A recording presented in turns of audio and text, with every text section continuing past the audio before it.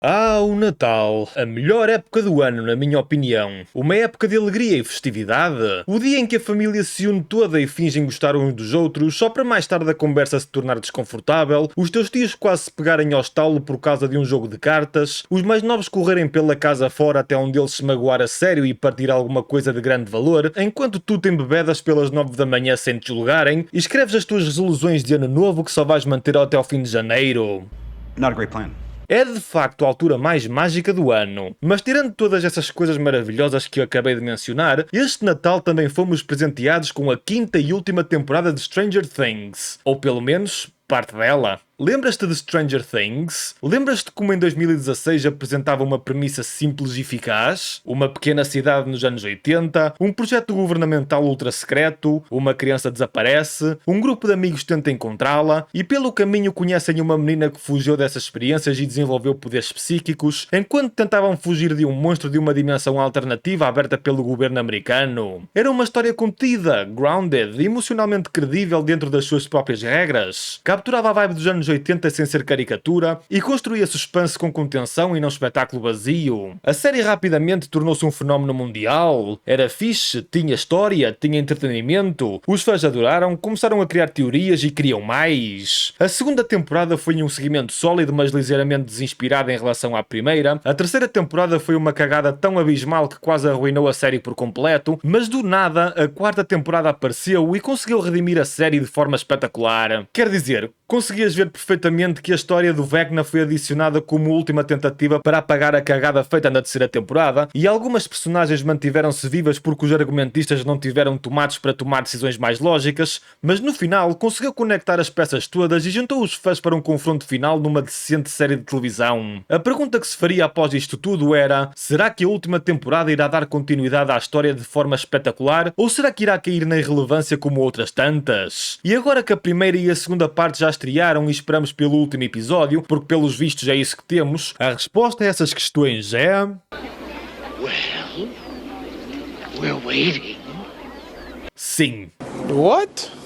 Eu não vou entrar em muitos detalhes com a sinopse em si, porque por esta altura já toda a gente viu os últimos episódios e outras contas melhores do que esta já explicaram o enredo. Mas resumindo tudo muito rápido, após o Will salvar o grupo dos Demogorgons, ele surge com a ideia de voltar a conectar com a mente do Vecna para o destruir de uma vez por todas. E após o grupo conseguir uma maneira de o fazer, o Will não consegue matar o vilão, mas consegue atrasá-lo o suficiente para que Max e Ollie escapem das suas garras enquanto tentam arranjar uma maneira de sair da sua mente. Enquanto as meninas conseguem escapar de Vecna, ou pelo menos uma delas, Will fica preso na mente de Vecna, mas é salvo por Eleven. Enquanto isso, Steve, Nancy, Dustin e Jonathan conseguem pôr as suas diferenças de parte e escapar do Upside Down enquanto descobrem o segredo por trás da realidade alternativa. E quando o grupo se junta todo, Will faz uma revelação ao grupo que junta forças para o confronto final. Esta segunda parte da última temporada promete finalmente fechar todos os arcos e explicar de uma vez por todas o que é o Upside Down, revelar as origens e motivações do Vecna e dar sentido ao que começou da primeira temporada com o desaparecimento do Will. E sejamos honestos, sim, a série consegue responder essas perguntas, mas o meu grande problema não é a falta de respostas, mas sim a qualidade delas. As revelações chegam, mas vêm embaladas em conceitos que já vimos 1000 vezes noutras mídias. O Upside Down acaba reduzido a um wormhole, uma variação do multiverso e mais uma realidade alternativa ligada por energia interdimensional criada num laboratório. Ou seja, algo que podia continuar misterioso e perturbador tornou-se num parágrafo da Wikipédia da ficção científica moderna. Quando tudo é explicado assim, o mistério morre e Stranger Things perde uma das suas maiores forças. Foi aqui que, muito honestamente, eu quase atirei uma caneca contra a televisão. O que começou como uma operação militar duvidosa e secreta evoluiu para uma luta multiversal com outros planetas envolvidos. A série confunde crescimento com grandiosidade, mais mundos, mais ameaças, mais importância cósmica, mas esquece de algo essencial. Quanto maior a escala, menor o impacto emocional. Stranger Things já não parece perigosa, parece apenas inflacionada.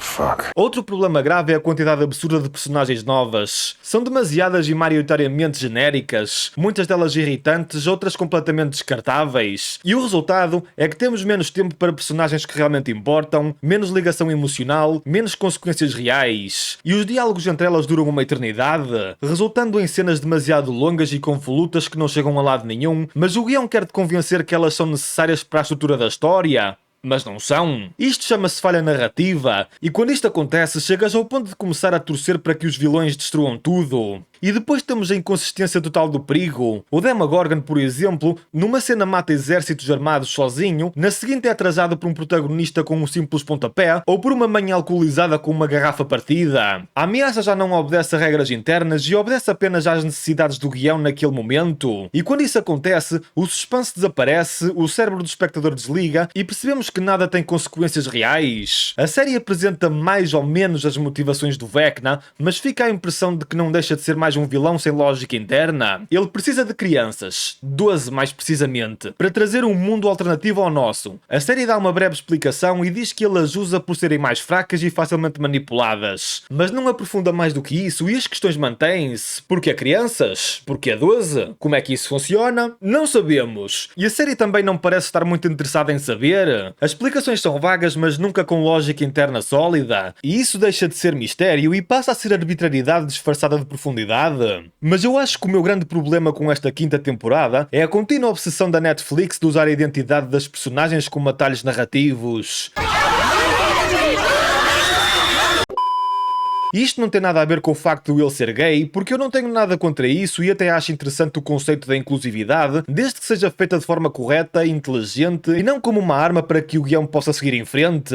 A identidade do Will passa a ser a sua fragilidade, o motivo pelo qual o vilão o escolheu e a chave emocional para derrotar um demónio interdimensional. A mensagem implícita torna-se estranha porque para vencer o mal é preciso resolver a identidade pessoal em público, e isto não é um desenvolvimento orgânico, mas sim uma instrumentalização temática. A série usa a identidade como atalho emocional porque já não confia na força da própria escrita. Mas verdade seja dita, apesar disto tudo, Stranger Things ainda prende, ainda mantém o espectador investido e ainda faz com que as pessoas vejam até ao fim. Mas isto acontece por inércia emocional e não respeito criativo. Se isto continuar assim até ao último episódio, as pessoas vão ver até ao fim, mas não vão guardar isto com carinho. Stranger Things irá ser lembrada como uma série de uma grande temporada e várias tentativas falhadas de ser algo maior, quando na verdade bastava ter continuado simples, bastava ter continuado realista e bastava lembrar-se exatamente daquilo que era. Eu não quero criar conclusões precipitadas porque ainda falta um último episódio que só irá demorar 2 horas a concluir isto tudo, mas o que eu quero dizer é que ainda há tempo para fazer isto tudo funcionar e chegar a uma conclusão satisfatória. Mas mesmo assim, não deixa de existir o medo e o receio de que Stranger Things poderá acabar de forma irreconhecível. Não porque acabou mal, mas porque poderá ser derrotado pela própria ambição.